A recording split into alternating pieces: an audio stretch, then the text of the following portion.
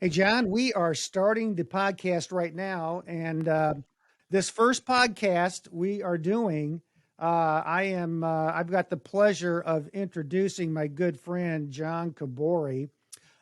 This podcast is going to be for internal use only, the first one we're doing. So this is for the Heritage team.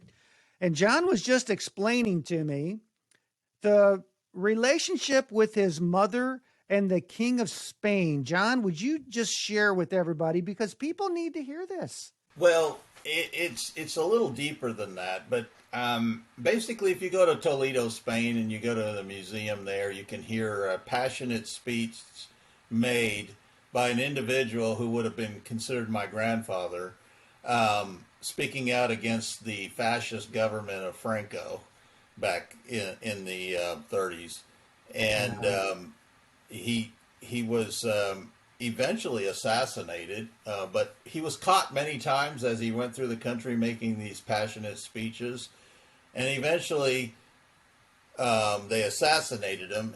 But prior to that, they all lived in a compound and had the best of that money could buy in terms of their educations.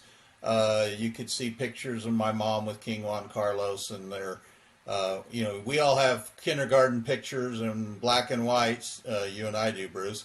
Yep. and, Yep. I'm and hear we you. look I and hear we you. go, look at that goofy Some of the kid. younger people, John, don't know what a kindergarten black and white photo is, but we know what that is.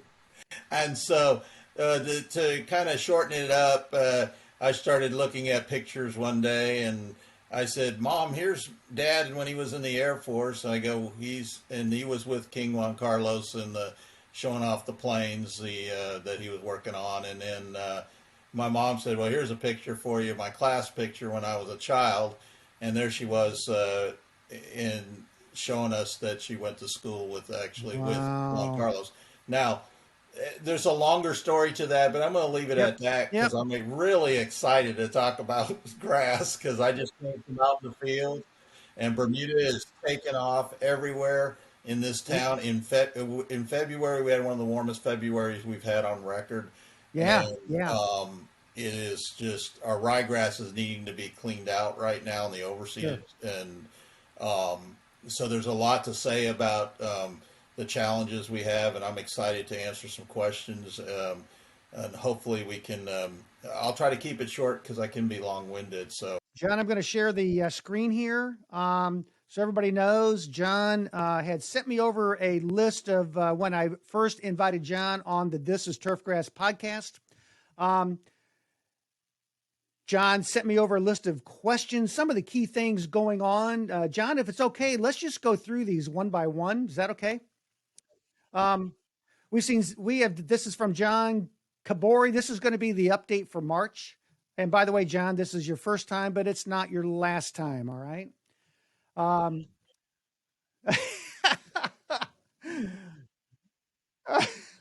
well, this is internal with the Heritage team. So, all right. Number one, we have seen test results from competitor seed that was not accurate to what was on the seed tag. Oh my God, John, what's going on? so when it's too good to be true, it's probably too good to be true.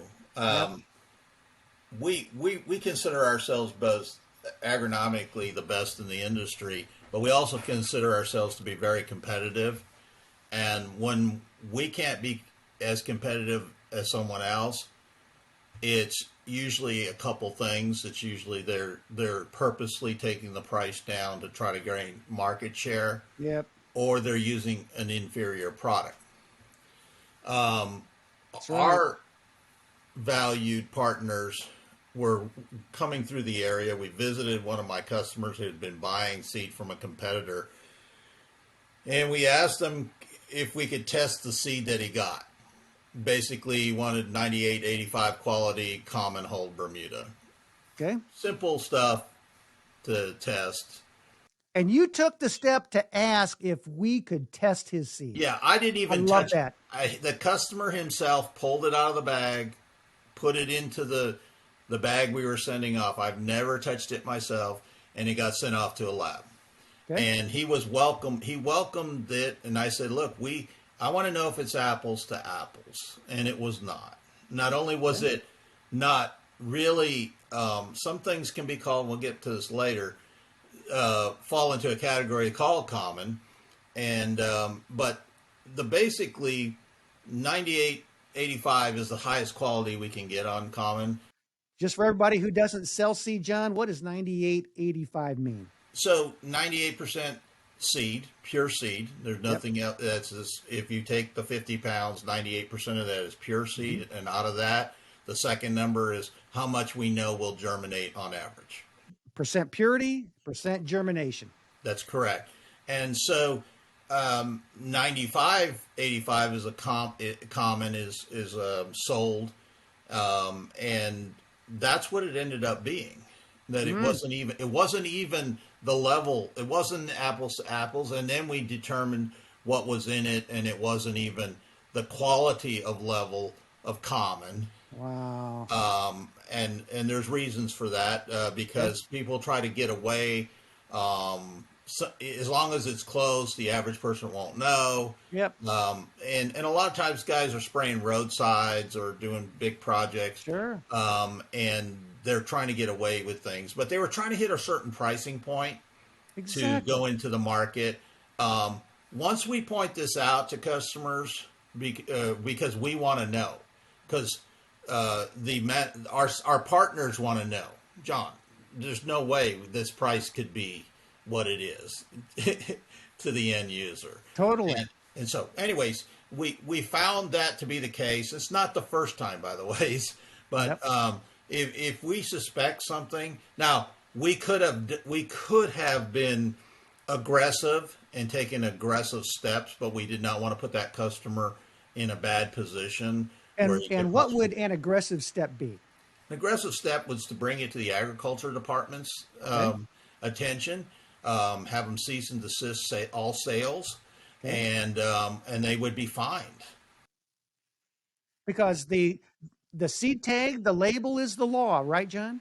Yeah, the tag is what it's supposed to be. Yep. It's one of those things where we didn't want the customer to be in a bad position to where they lose contracts. Yep. Okay, so since they cooperated with us, and that's going to help us this year as we try to earn that business, because we now know that what our competitor did, and once that they do, the seed business is a small business in terms Yep. of the people in it, and once you do something in the seed business like that, you get a blemish that Oh. lasts your entire career.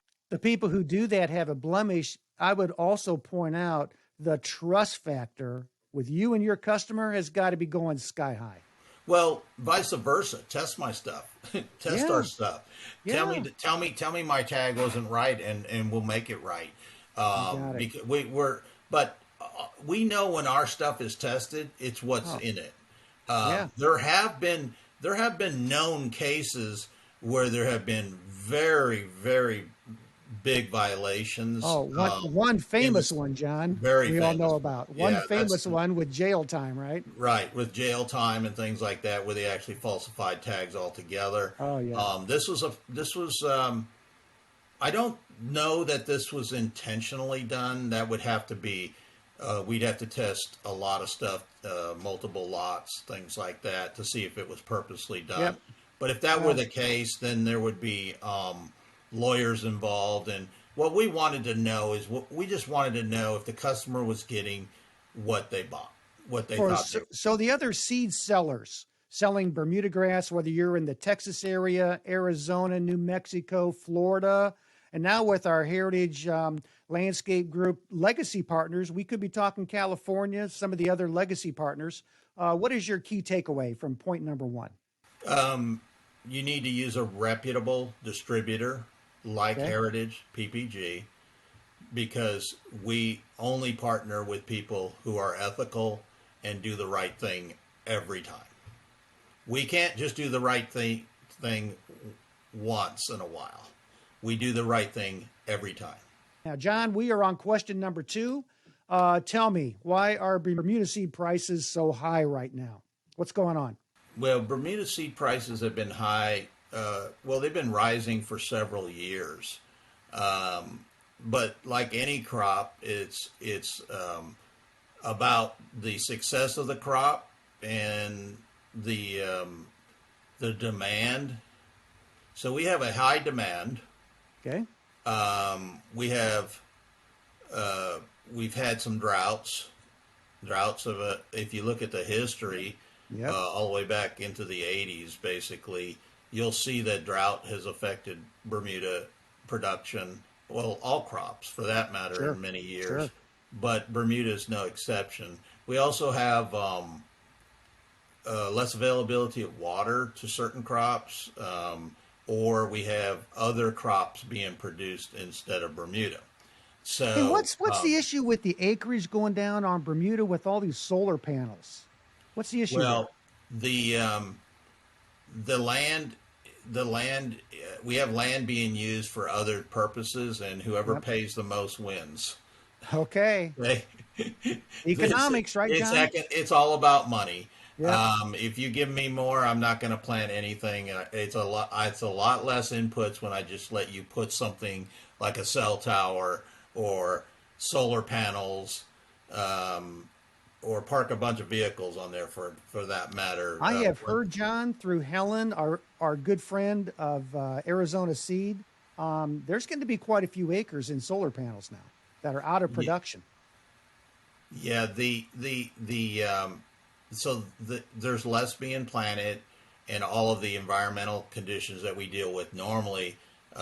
So, the seed is grown. We have two crops a year. It's grown in the fall, the summer and the fall, and the fall crop being a smaller crop. But so the farmers can demand a little bit more that are growing it. Okay. Because there's I wouldn't say there's less seed, but there's less places to grow the seed. The yields are still been pretty good the last Good couple of point. years, but Good point. we've had some bad years. We just had some bad Yeah. years. We've had years where we've almost completely lost the common crop. Sure. And I would go as far as to say that our common crop was probably saved by a variety, a well-known variety, Yep. and is still considered common to this day, Yep. which is not a bad thing because it's such a nice form of the common Bermuda. But the bottom line is that all the things that affect any crop, uh, the pressures, environmental, um, other options, affect Bermuda seed Okay. prices. What's your 10-second forecast for us? What's going to happen to the prices, spring, summer? Any perspective you have on that? Well, the good news is the seed prices themselves are pretty stable. They're holding. They're not. Where we're seeing the cost is really in freight. Freight has not gone down. Okay. So even if we experience even some slightly lower prices or more competitive prices that the Hmm. market usually allows, it goes up and down every year. We won't notice it because freight will not go down. So Okay. Okay. if we have equal to, that means the prices on seed are down. If we So our have cost higher, position, it's freight. It's our freight. cost is good. Prices are going to be relatively stable because of the freight issue. Guys and gals can have confidence in selling Bermuda grass. Yeah, and we can have some confidence that midsummer we're not going to have it drop or anything like that. It would take. We don't see all the stars line up for major increases in yields. We're just not going to see that. The other thing Awesome. is we're not growing in these fields. We're growing hybrids. We're growing other types of Okay. Bermuda. You know When we what? say we're That growing other crops, we Yeah. are, so some of that is playing. So the Bermuda in general, we're just talking about one type. And by the way, is this, when we look at Bermuda in terms of common, Yep. we really have about 10 species Sure. within the world, but in the United States. So That's a good point. That's a good point. not, and that doesn't really include the hybrids. To be That's just Yes. within the realm of what we call commons. Okay. Okay.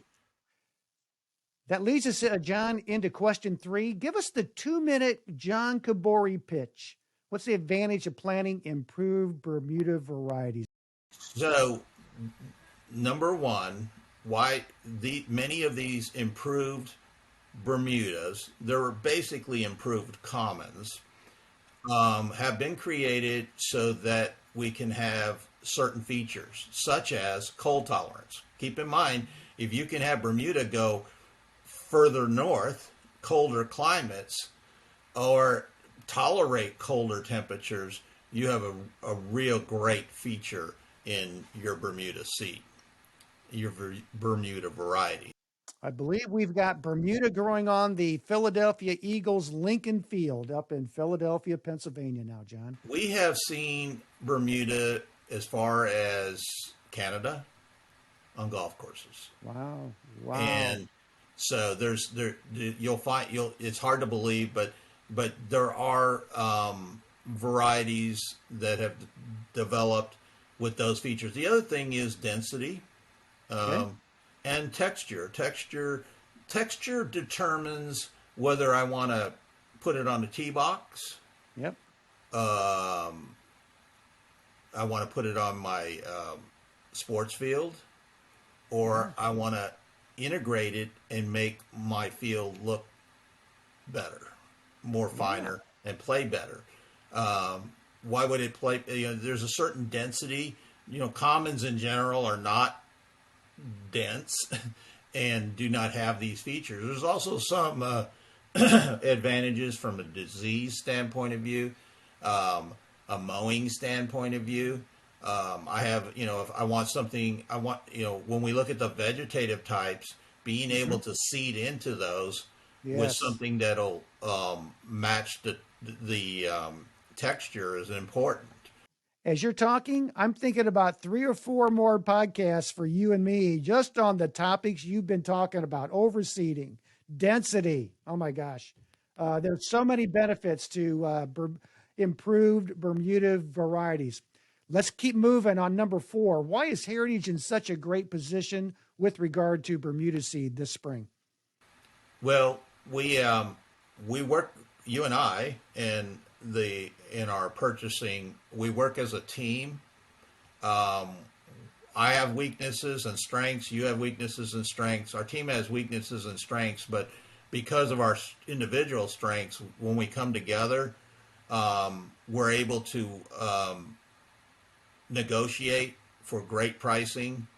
We're able to take our long-term relationships and work with individuals that we know they're Yeah. going to bring to us a really good quality product, Yes. and that's what's so important. But Heritage is letting us buy things in a manner in which we can grow our business. Yeah. And wonderful. I'm so glad it's a Texas-based company, and I'm biased, but I hear they're you. giving us the room we need to grow. Okay, and they're allowing us to use our skill set to help our team be in a better position, and it's so far proving to be a really great company, and we're going to grow this business. And if we want to grow our business, seed will be an important part of that, and Bermuda will be a big part of that too. But you can't dabble, and so we don't have to dabble. We're gonna be a serious contender for your business when it comes to Bermuda seed, and we will be the one you'll want to go to for your agronomic inputs. Amen, brother. I am with you on that one. And by the way, that was such a nice way to point out I had some weaknesses. I even feel good about how you said that. I have strengths and weaknesses. Well done, sir.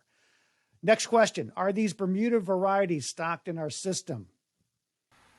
The what we do is that's a great question. I think I wrote it, but it No, reminds it is a me. great question. It reminds me what we do with our seed is we centralize in order to get a whole truckload into our system. We centralize it into where we sell the most, and Okay. then we move it to the other locations. In this case, we moved things through to Houston for our commons, and then it gets dispersed throughout our other locations.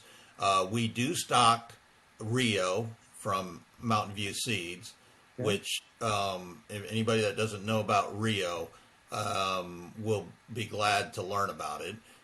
We do stock a between Rio and our commons. We have a we kind of have them tiered for different reasons, but we have a Royal TXD from our partners at DLF and SRO, which it's all DLF. Yep. A great blend. It's a blend, and is a proven blend that's been around for years. Those are stocked items. We're currently evaluating Postcard, and which we have plenty available, and can get those types of ones that we are evaluating to actually determine if we're going to stock them. We can get those, and we can ship them to the customers Yep. direct. We're also looking at Casino Royale, and they're going to fall into a little different texture category. Okay. Whereas I might use Postcard in a sports field or a rough area, I might use Casino Royale and more on a tee box or that. We're the difficulty we're having with Casino Royale right now is we may not have enough seeds, so it's a good year for Okay. us to evaluate. We have a valued partner in Arizona, Seed Technology, AST. Yep. Great, Helen and the group there, Kelly, just Yep. fantastic people to They work are. with. They are. We could go on forever naming names, but we do stock varieties. Some varieties we have to we haven't put them in the system permanently, but we can get them to you. I just want the Heritage team to know, John, that before we bring a Bermuda grass in, you have had a testing protocol. You've had this for years. You put these new varieties, blends through so we can actually make sure what claims are being made about these attributes we actually see. So we got a protocol we put them through, and John heads that up. Okay, John, number 6. We have valued partners that have teamed up with us. Who are those valued partners, John, and what are they doing for us? Well, what's interesting is we have a great deal of them that are trying to become our valued partners on top of the ones we have, which is a great sign for Heritage because we have so much area in the country we're trying to cover, and Yeah. we welcome those to start doing business with us once again to cover the needs that maybe they can do a little bit better. But right now, our valued partners, Mountain View Seed, Yep. what's so valuable about it? Not only do they have the number one seeded variety available, and they make it available to us called Rio. They put us in a position to team up with them to get this to the customer. And whenever you can sell the best and work with the best, it makes everything else so much easier. Oh. Everybody else is second best then. Lone Rangers were a team, and I love that about us, John. I love that about Heritage.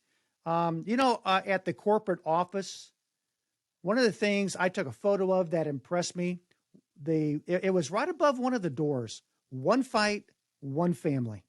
Oh man. Yeah, but we also got to remember how my family is, and we fight a lot. So, Yeah, so that is true. I'm used to arguing many points, but yeah, our valued partners include DLF. Yep.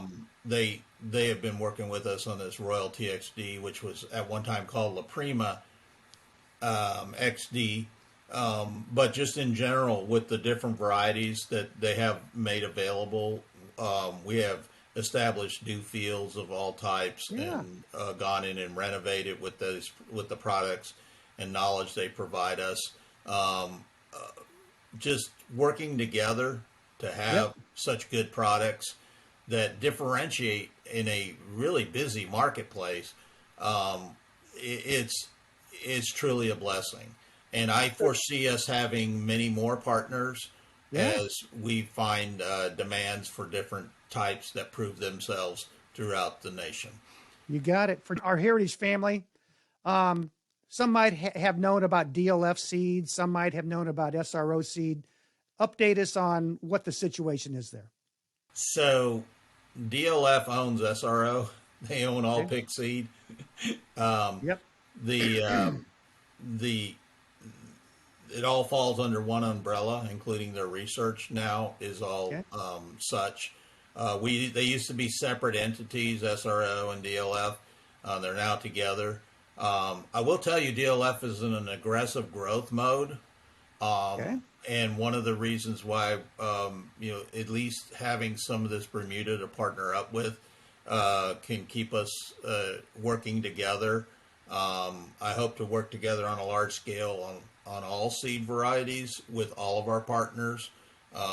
I will tell you right now, I don't think one seed company will be able to supply all of our needs within the next 3 or 4 years. With our growth goals, Chris has given us, I would agree with you, sir. Let's get on to number 7. We are in the best position to provide choices to meet our customers' needs. What's your thoughts on that? Well, what's so great about it is we can talk about this in the context of sports turf, golf, residential, and commercial turf areas. Okay. So we have the conversation with the superintendent in the golf on a golf course and his needs, and we can plug in seeded varieties to his or her needs. Okay. We can talk to a sports turf individual and talk about how seeded varieties can be very helpful from a school district to professional turf. Um, we can talk to an LCO who's doing commercial and needs a better quality and maybe have a new project.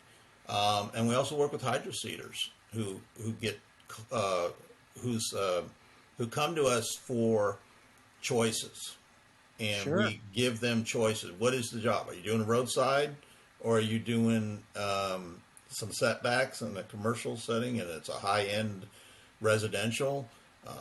And then we work with them on uh, both the agronomics and logistics to get them what Yeah. they need. That's a great point. Great point. Number 8 is related, but just a couple brief thoughts on. We have the best support from start to finish on any project. What addition would you add to that one? So you don't just click a button and buy something with us. Yeah.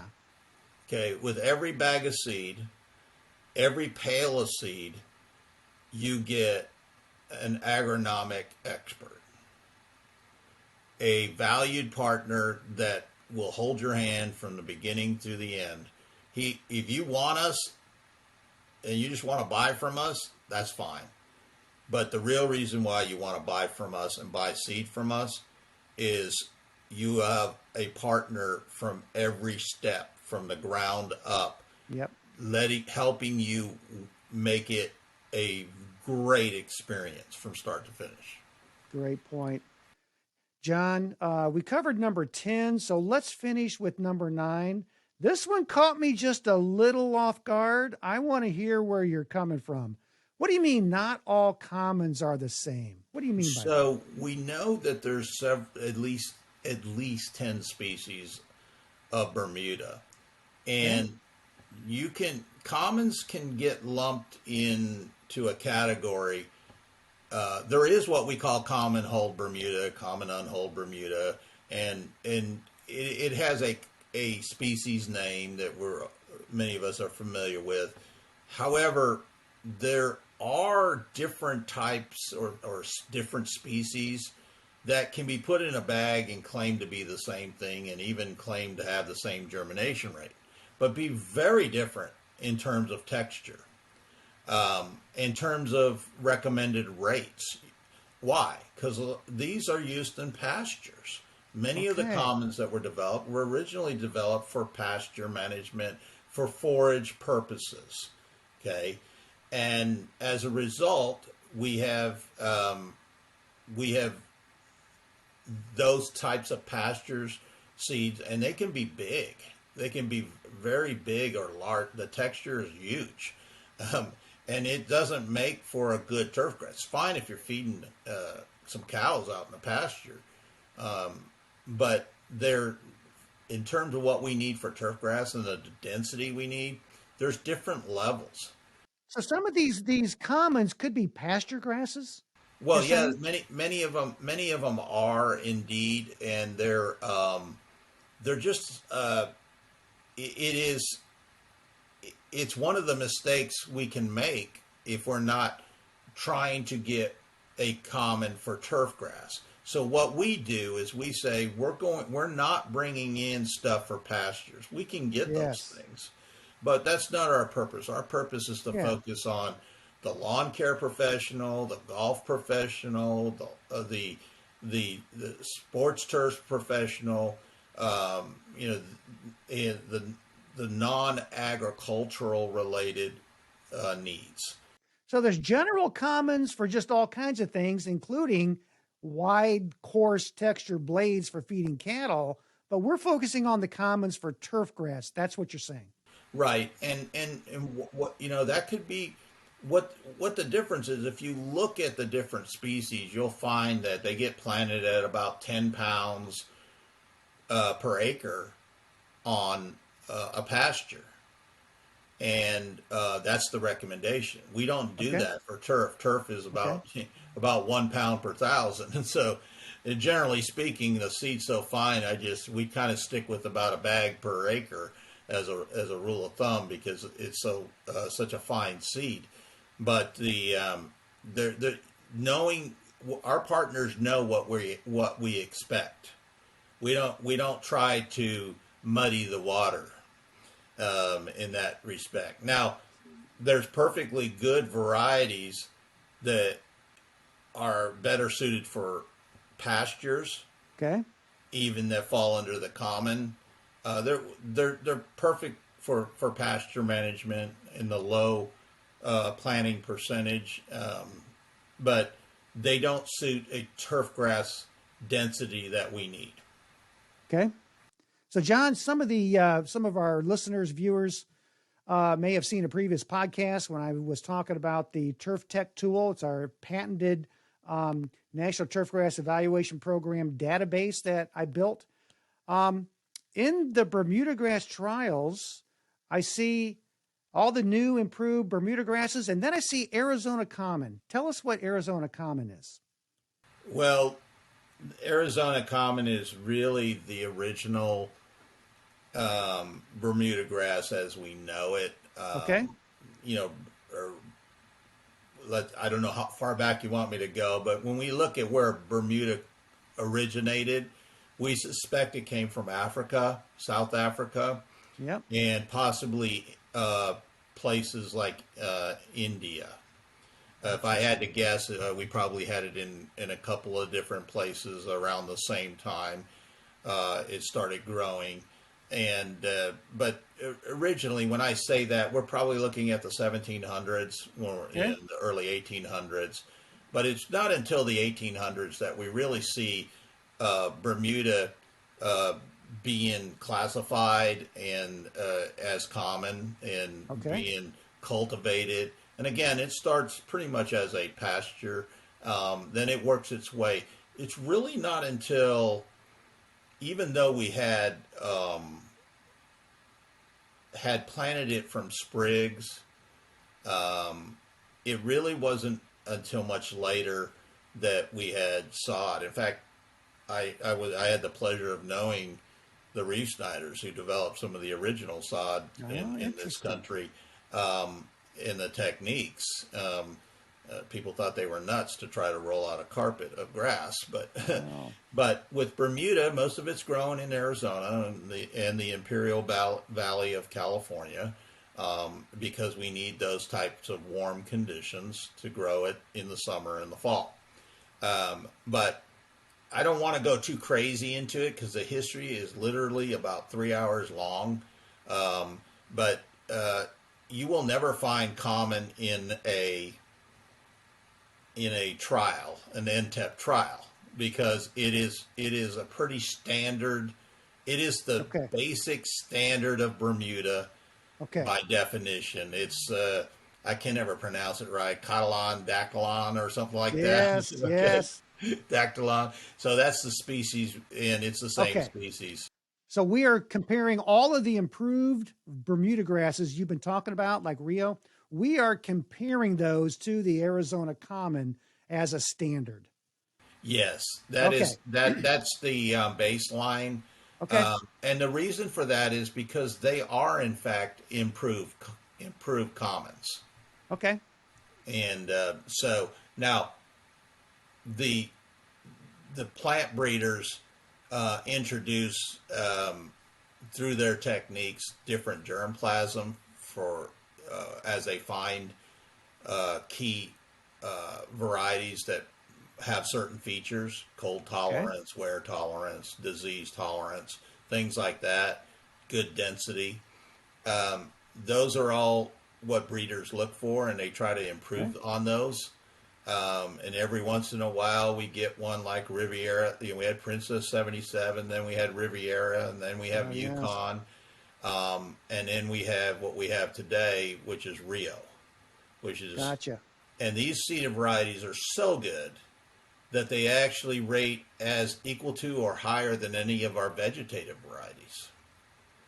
And Awesome. the nice thing about these seeded varieties is you can plant it in the ideal conditions that you create in the soil. You can amend that soil the way you want it. It could be sand based. It could be a good soil mixture the way with the right particles the way you want. Whatever it is, or even tough situations, uh, and they'll grow, and they'll Yep. grow. It's a cost effective option. We're often asked, is it more cost effective than sprigging? Yes, we don't really sprig much anymore. We use a chop sod method now. So if you're chopping up sod, it's pretty expensive. You But that's got the it. new technique that they use for so-called sprigging. And there's a so cost-wise, Wow. the alternative to seed, Yep. seed is a great alternative, and it is also a great choice because um, it establishes really well. At about the 6 week mark, there's really no difference in sprigging versus seed. You really won't notice the difference. Now, if you John, lay I sod think, out, that's a different story. Can these seeds be used? We actually have a form. If a sod farm wants to grow these yep. and make sod from them, they just have to sign a form and be registered with Mountain View Seed. If they want Okay. Rio and want to create sod, we can sell the seed to the sod growers. So we will put, John, people have your contact information and mine. If anybody has any sod customers or you want to hear more about Bermuda grass, they can contact you on the Heritage Global email list, myself. Um, I just want to thank you for being on the This is Turfgrass podcast. John, you are a wealth of information. You've taught me so much about warm season grasses.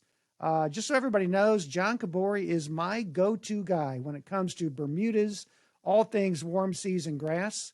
He's in Houston, Texas. So Heritage family, this is John Cabori, and I just want to say you are welcome. So thank you, John. Thank you for being on the podcast, and I really appreciate you. Thank you, Bruce. Thank you for the opportunity to share with our customers.